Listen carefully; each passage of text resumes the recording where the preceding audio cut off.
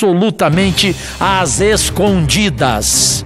Não tenho dúvida, concluo, de que o estudo que acabo de citar nessa minha fala vale como mais um argumento de defesa da CPI da toga, que eu prefiro chamar CPI do Judiciário. Se o principal tribunal do país não cumpre o seu próprio regimento, imagina o que pode faltar de transparência nas decisões tomadas nas várias instâncias do nosso judiciário. Quero questionar a nossa Suprema Corte a partir de um fato. A divulgação, senador Amin, de estudo da FGV, Direito São Paulo, sobre como age o STF quando seus integrantes são colocados em suspeição. Pesquisadores do Supremo, em pauta projeto da Fundação Getúlio Vargas, analisaram durante 2 anos as chamadas arguições de impedimento ou suspeição, processos que levantam dúvidas sobre isenção de um magistrado. O estudo empírico, e aqui que fique bem claro, o estudo empírico sobre o controle da imparcialidade dos ministros do STF, divulgado pela imprensa no início da semana, tratou de 111 ações até outubro de 2018, com base em processos apresentados desde 1988, ano de promulgação da Constituição. E qual foi o resultado? Todos os questionamentos analisados, feitos ao longo de 30 anos, foram para a gaveta. O Supremo arquivou todos os pedidos de suspeição de seus ministros. E o que é mais grave, em alguns casos, isso foi feito descumprindo-se o regimento interno, rasgando-o.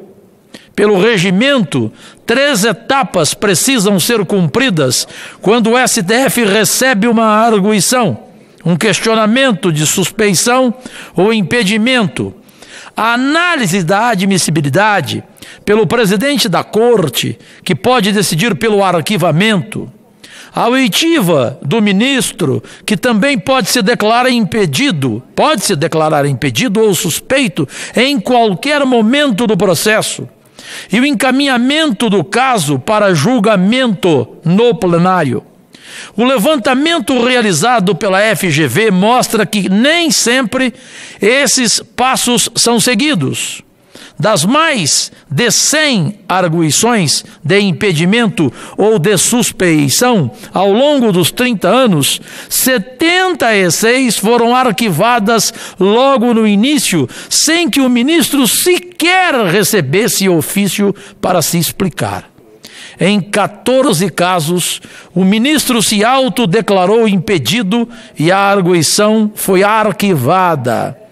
Já em 20 processos, o ministro foi questionado pela presidência da Corte, deu explicações, mas o caso foi arquivado por decisão monocrática, sem ir a plenário. Ou seja, o regimento interno do Supremo Tribunal Federal foi descumprido, foi rasgado.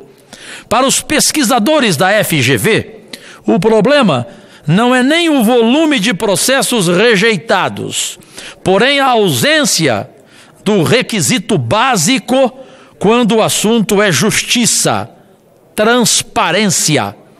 De acordo com o estudo, abro aspas, ritos e processos são conduzidos com tons de deferência, com violações aos ritos e etapas processuais, sem transparência sobre os fatos e argumentações jurídicas para afastamento ou manutenção do ministro do caso, bem como com espaço por e para ações oportunistas por parte da presidência do Supremo. Fecha aspas.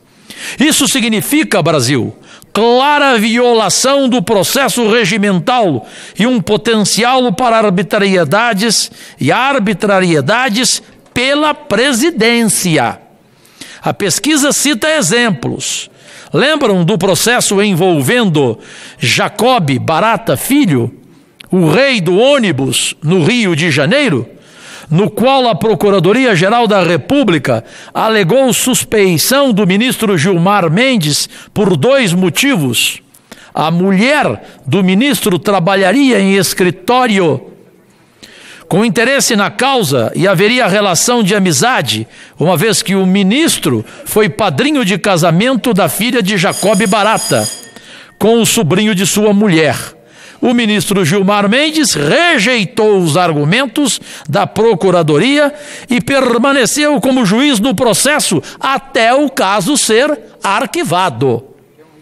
Transcrevo, ainda tenho tempo ou não pela nossa nova regra presente? Desculpe, obrigado.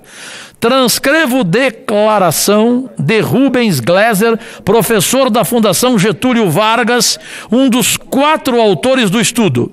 Diz ele: a grande conclusão da pesquisa é que o Supremo Tribunal Federal não age com a devida transparência e com a seriedade, com os ritos para transmitir para a população e para as outras instituições, que eles fazem um controle de imparcialidade dos seus ministros, eles fazem algum controle, mas eles fazem de um modo que fica absolutamente às escondidas.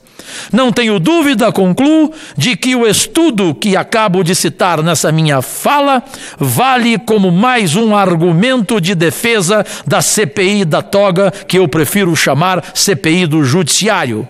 Se o principal tribunal do país não cumpre o seu próprio regimento, imagina o que pode faltar de transparência nas decisões tomadas nas várias instâncias do nosso judiciário. Fecho.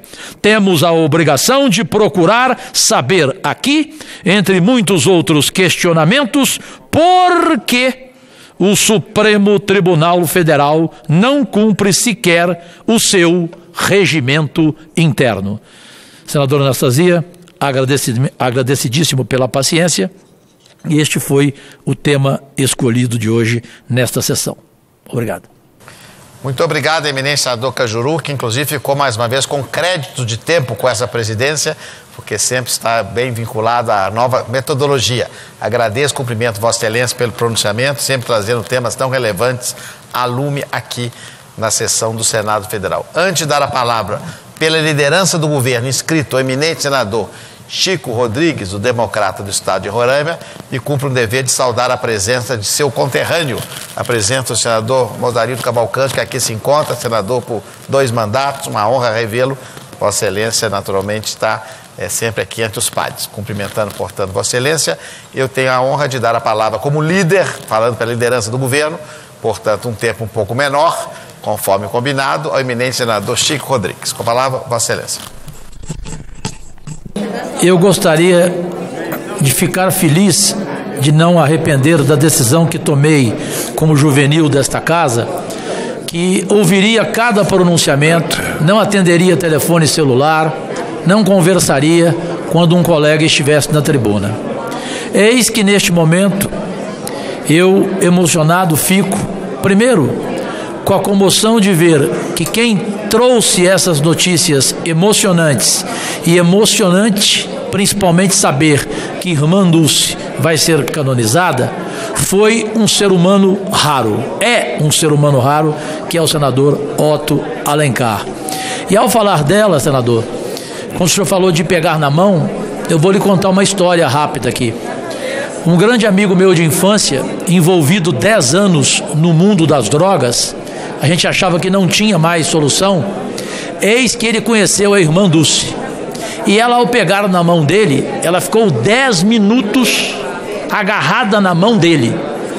Ele saiu dali e nunca mais mexeu com droga na vida.